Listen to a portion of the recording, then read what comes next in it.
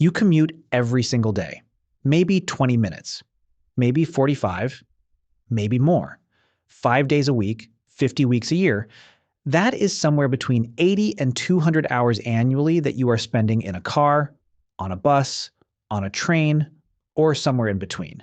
And for most people, not a single one of those hours is doing anything for their belly fat. Here is what surprised me when I first came across this research. Naturally lean people are not necessarily exercising more than everyone else, but they consistently make different decisions during their commute. Not dramatic decisions, not things that would make someone look twice.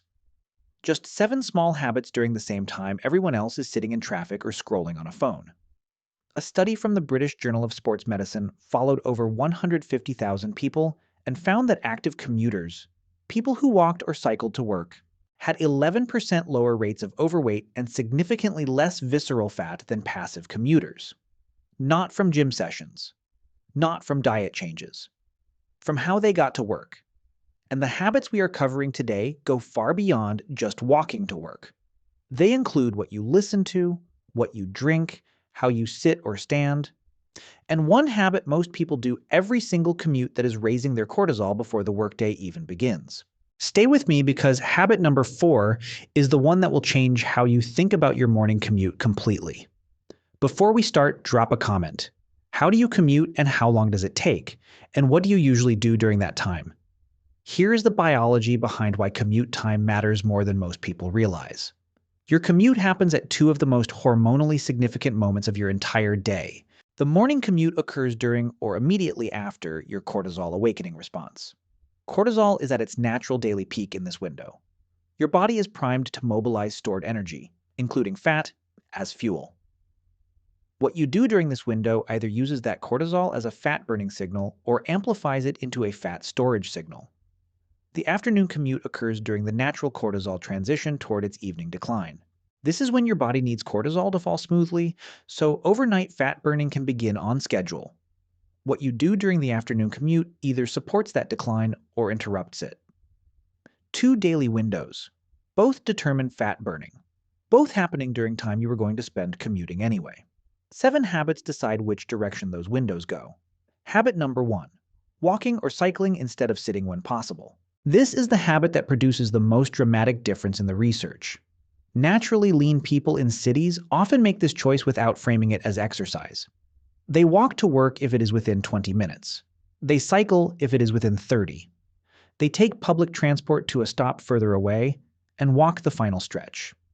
Not because they are fitness obsessed, because moving through their environment feels more natural to them than sitting in a vehicle. Here is the specific biology. The morning commute happens during the cortisol awakening response. Your cortisol is elevated. Your body has just mobilized energy reserves to fuel your waking hours. When you walk during this window, your muscles pull glucose and fatty acids from your bloodstream through the GLUT4 pathway, the same mechanism that operates independently of insulin. Fat stores are being used as fuel. Brown fat is partially activated by the outdoor temperature. Your circadian rhythm gets an anchor signal from natural morning light simultaneously. You arrive at work with cortisol that has been productively used rather than just accumulated. The difference in outcome between that and 45 minutes of sitting in traffic cannot be replicated by anything you do at the gym later. The British Journal of Sports Medicine study we opened with was specific about this. Active commuters showed 11% lower rates of overweight and significantly reduced visceral fat compared to passive commuters, even after controlling for other exercise habits. The commute was the variable, not the workouts. Fix: if walking the entire distance is not realistic, identify where you can add partial active commuting. Park 10 to 15 minutes away from your destination and walk the remainder. Get off public transport one stop early, cycle partway, and take transport for the rest. The goal is consistent daily movement during the morning cortisol window. Even 10 minutes produces a meaningful effect when it happens 5 days a week, 50 weeks a year. Habit number 2, eating breakfast during the commute. This is the mistake that busy mornings make almost inevitable. One hand on the wheel, other hand holding a sandwich or a coffee with a pastry balanced somewhere. Or on the train, Headphones in, eyes on a phone, eating a granola bar without looking at it. Both versions feel efficient. Both versions are working against your belly fat in a specific way. Here is the mechanism. When you eat with full attention on the food, your brain triggers what is called the cephalic phase digestive response. This is a preparatory cascade where saliva production increases, digestive enzymes are released, and your gut begins preparing for incoming food. When you are distracted while eating, this response is suppressed or absent. Digestion is less complete. Satiety hormones release in lower quantities. Your brain essentially does not register that a meal happened. 2 hours later, you are hungry again, not because you ate too little, but because your brain never fully processed the eating that occurred. A study in the American Journal of Clinical Nutrition found that eating while distracted produced significantly lower satiety and led to meaningfully greater food intake at subsequent meals compared to eating with full attention on the food. The distracted group ate more for the rest of the day from the same meal. There is a second mechanism specific to eating during a commute. The stress of driving or navigating public transport activates your sympathetic nervous system. Cortisol is elevated. When cortisol is elevated during eating, insulin resistance temporarily increases. The same breakfast produces a higher insulin response in a stress state than in a calm one. More insulin from the same food means a stronger fat storage signal before you even reach your desk. Fix. Eat breakfast before you leave home or after you arrive at your destination. Not in the car, not on the train, either at your kitchen table or at your desk with 10 minutes of actual attention on the food. If time does not allow eating before leaving, arrive 10 minutes earlier and eat at work before the day begins. Habit number 3. Sitting on public transport when you could stand.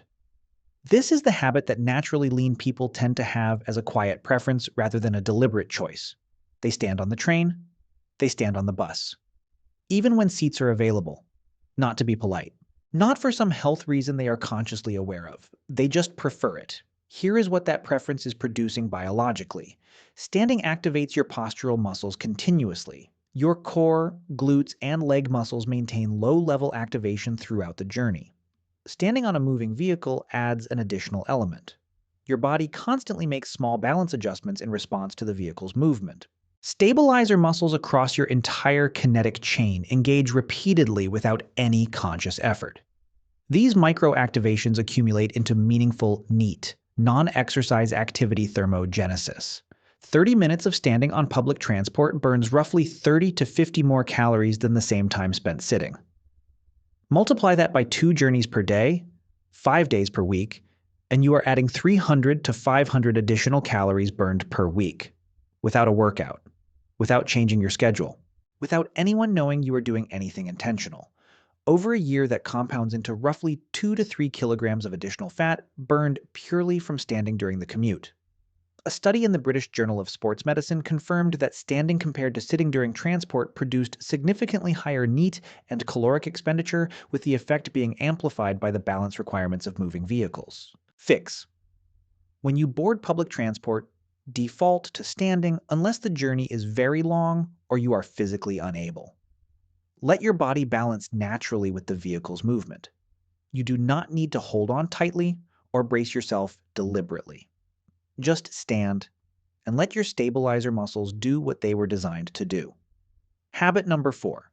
Listening to news or stressful content during the morning commute. This is the habit most people would never connect to belly fat. Because it feels responsible. It feels productive. Staying informed during dead time seems like exactly what a smart, efficient person does. But here is what is happening to your cortisol while you listen.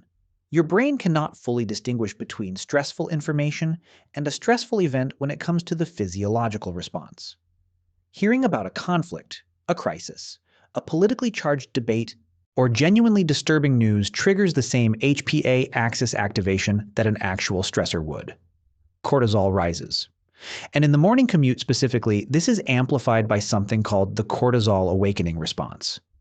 During the first 30 to 60 minutes after waking, your cortisol is naturally at its peak. Any additional stress during this window, including emotionally charged audio content, does not simply add to an already elevated baseline. It amplifies the peak further. You arrive at work with a cortisol level that is higher than it should have been, driven partly by traffic and time pressure, and partly by the content that was playing in your ears. That elevated cortisol baseline sets the hormonal tone for the first several hours of your workday. More cortisol in the morning means a stronger fat storage signal running in the background during the hours when your insulin sensitivity is at its highest.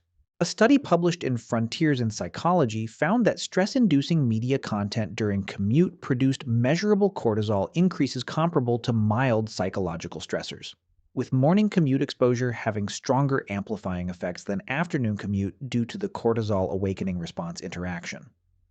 The same content in the afternoon produces a smaller effect. In the morning, it is amplified by the natural cortisol peak. Fix. Change your morning commute audio to something that does not produce emotional arousal. Instrumental music or music without lyrics. A light entertainment podcast with no conflict or negative content. An audiobook on a topic you genuinely enjoy. Or silence. Save news and information. Dense content for your afternoon commute when cortisol is lower, and the amplification effect is absent. Habit number 5. Parking as close as possible to your destination. This is the habit naturally lean people seem to let go of first when convenience becomes available. They park further away. They take the stairs instead of the lift at the parking structure. They walk between the car and the building without rushing to minimize the distance. None of this looks intentional. It is just not a priority to be as close as possible to the door. Here is the compounding math behind that habit. 10 additional minutes of walking in the morning and 10 additional minutes in the afternoon from a slightly further parking spot adds 20 minutes of daily low-intensity movement during the 2 best hormonal windows of the day. 20 minutes daily, 5 days per week, is 100 minutes of weekly fat-burning walking.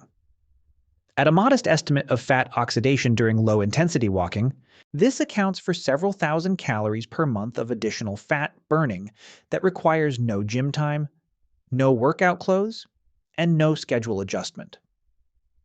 David is an engineer who started parking on the top floor of his building's parking garage instead of the lowest available level.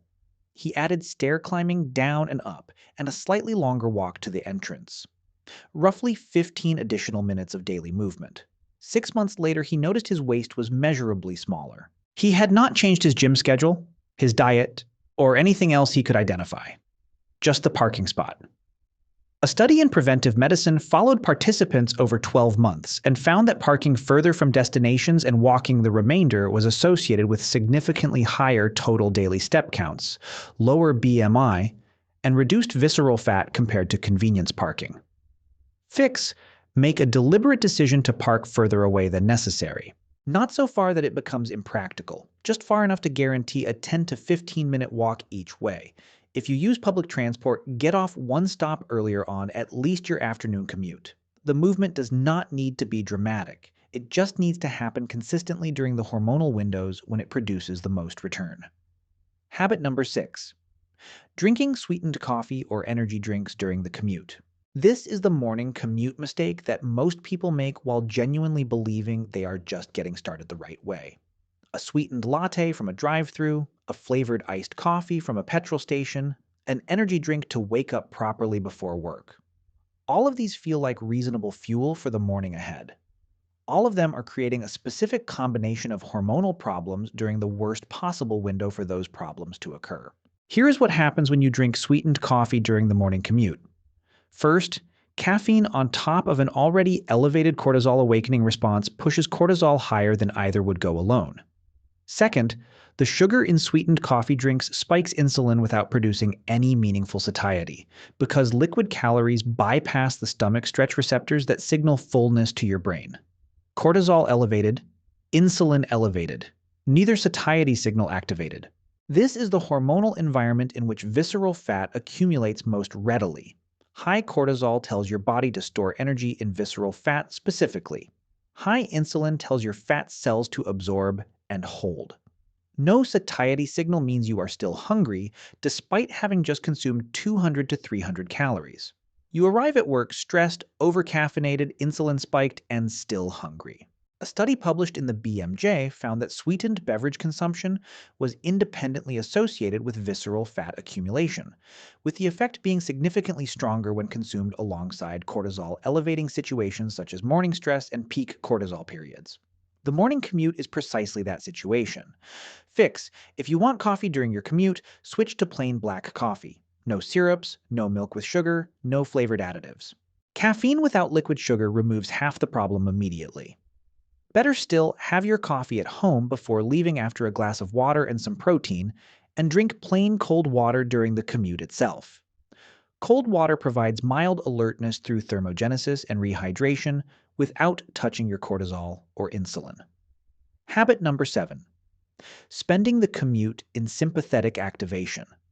This is the final habit, and it is the one that ties every other habit on this list together. Most people begin their commute already slightly stressed.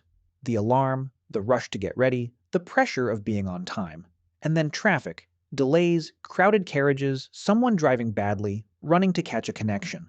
By the time they arrive at their destination, their nervous system has been in sympathetic activation, fight or flight mode, for the entire journey. Cortisol peaked during the awakening response and never came back down. It was amplified by stressful content and the commute environment itself. And now the workday begins with cortisol already at an elevated baseline that will be further fed by the demands of the job. That baseline runs all day. That baseline is feeding visceral fat continuously. The alternative requires nothing new. 5 minutes of slow, deliberate breathing during the commute interrupts that pattern before it can fully establish. 4 seconds in through your nose, 6 seconds out. 5 minutes. The exhale longer than the inhale is the key.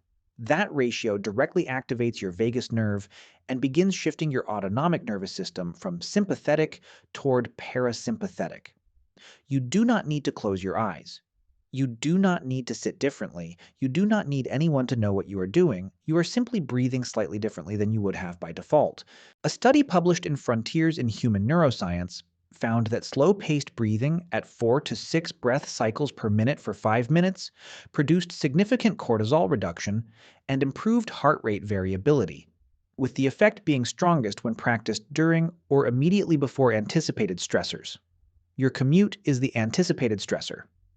5 minutes of breathing at the start of it intercepts the cortisol spike before it peaks. You arrive at work or at home with a nervous system that has begun its parasympathetic recovery rather than one still deep in sympathetic activation. The fat storage signal that would have run for the first 3 hours of your workday is already beginning to weaken. If you are driving, breathe slowly while you drive. You do not have to stop anything to do this. If you are on public transport, look out the window instead of at your phone and breathe at this rate for the first 5 minutes of the journey. This single habit might produce more change in your daily cortisol profile than anything else on this list, because it is the one that resets the foundation before the day can build on a compromised baseline. Here is the complete picture of 7 commute habits that decide whether your daily travel time is working for your belly fat or against it. Habit 1: what lean people do naturally. Walking or cycling when possible uses the morning cortisol peak as a fat mobilizer instead of a fat store, producing 11% lower visceral fat in research populations. Habit 2: the common mistake.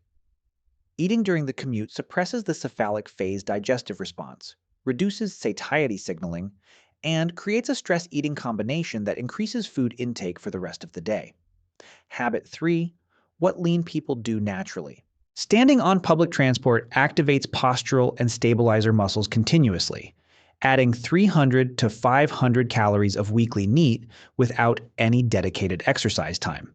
Habit 4: the common mistake. Stressful or news-heavy content during the morning commute amplifies the cortisol awakening response and sets a higher fat storage hormonal baseline for the entire workday. Habit 5: what lean people do naturally. Parking further away and walking the remainder guarantees daily movement during the best hormonal windows for fat oxidation. Habit 6: the common mistake. Sweetened coffee drinks during the commute combine cortisol amplification with insulin spiking and appetite suppression failure, the worst possible hormonal combination for visceral fat. Habit 7: what lean people do naturally. 5 minutes of slow breathing at the start of the commute intercepts the cortisol spike before it peaks and begins the parasympathetic recovery that allows fat burning to dominate. Here is what I want you to understand before you close this video. You are going to commute tomorrow and the day after, and for most of the working days of your life. That time is already allocated. You cannot get it back. The only question is whether those minutes are working for your belly fat or quietly against it. Naturally, lean people are not commuting more than you. They are not using special vehicles or taking special routes. They are just making slightly different decisions during the same time you are both spending getting from one place to another. Now you know exactly what those decisions are. Try one change in your commute tomorrow. Just one. Come back and tell me what you noticed after 1 week. Which of these 7 surprised you most today? Drop it in the comments below. I read every single one. If this changed how you think about your commute and its connection to belly fat, subscribe to What Science Reveals. Real science explained clearly every single week. And if you want to see how your morning habits and walking habits connect to everything we covered today, those videos are right here. Morning, commute, and workday form one complete daily system. See you in the next one.